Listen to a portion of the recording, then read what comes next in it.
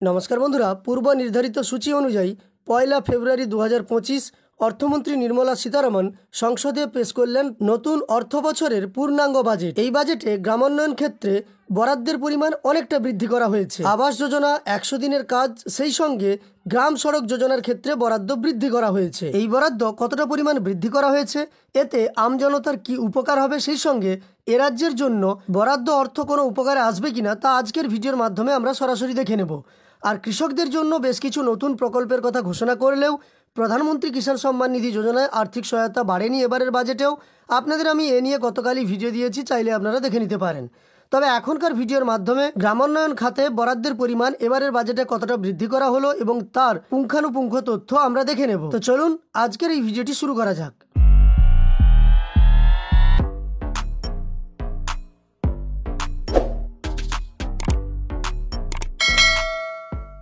দেখুন, আগামী আর্থিক বছরের অর্থাৎ 2025-26-এর জন্য কেন্দ্রীয় বাজেটে গ্রামোন্নয়ন খাতের বরাদ্দ বাড়ানোর প্রস্তাব করা হয়েছে উল্লেখযোগ্য হারে।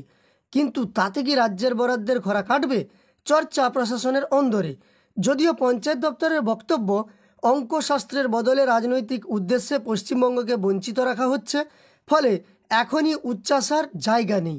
শনিবার কেন্দ্রীয় অর্থমন্ত্রী নির্মলা সীতারমণের বাজেট পেশের পরে সংশ্লিষ্ট নথিতে দেখা যাচ্ছে গ্রামোন্নয়ন খাতে সামগ্রিকভাবে বরাদ্দ বৃদ্ধির প্রস্তাব রয়েছে প্রায় 14,000 কোটি টাকা।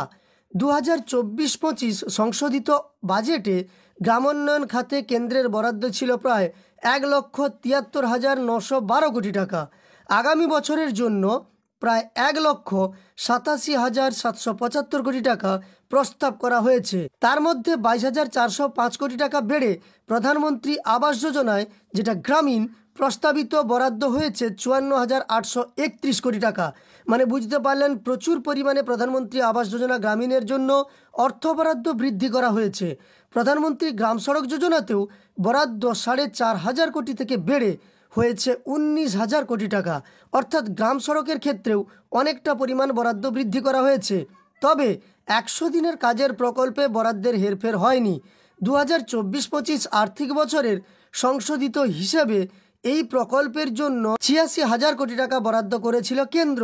2025-26 অর্থবর্ষে ওই প্রকল্পে বাজেটে প্রস্তাব একই রাখা হয়েছে, অর্থাৎ 100 দিনের কাজের প্রকল্পে আর্থিক বরাদ্দ বৃদ্ধি করা হয়নি।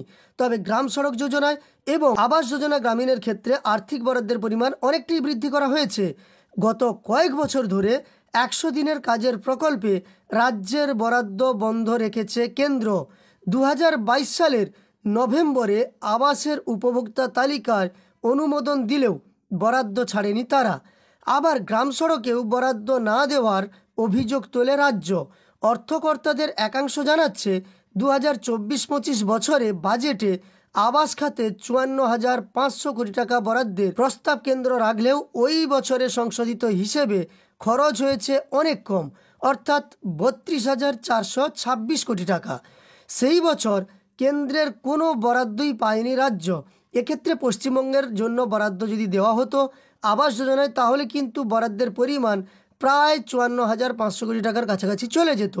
সেই বছর কেন্দ্রের কোনো বরাদ্দই পায়নি রাজ্য, ফলে সংশ্লিষ্ট মহলের আশা বরাদ্দ বৃদ্ধির প্রস্তাবে এবার পরিস্থিতির হয়তো একটা বদল হতে পারে।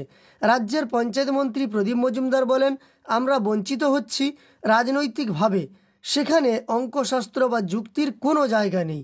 তাই বরাদ্দ বৃদ্ধির যুক্তি নিয়ে আশা করলেও চলবে না। অনেক আশ্বাস আগে পাওয়া গিয়েছে, বাজেটে কেন্দ্র যাই প্রস্তাব করুক, না আচালে আর বিশ্বাস নেই। অর্থাৎ এখানে জানানো হয়েছে যে আবাস যোজনা এবং গ্রাম সড়ক যোজনার ক্ষেত্রে গ্রামোন্নয়ন খাতে প্রচুর পরিমাণ আর্থিক বরাদ্দ বৃদ্ধি করা হয়েছে কেন্দ্রের পক্ষ থেকে, কিন্তু তা পশ্চিমবঙ্গের জন্য কতটা ফলপ্রসূ হবে সে নিয়ে কিন্তু রাজ্য আপাতত আশা করতে কিছুই পারছে না।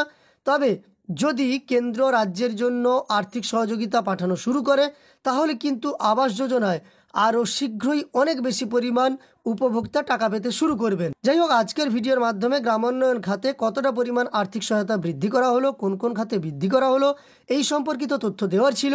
তথ্যগুলো আপনার উপকারে এসে থাকলে একটি লাইক করে আমাদের উৎসাহিত করার সঙ্গে সঙ্গে এই চ্যানেলের সঙ্গে যুক্ত থাকতে চ্যানেলটিকে সাবস্ক্রাইব করে পাশে থাকা নোটিফিকেশন বেল আইকনটাও অল করে রাখবেন।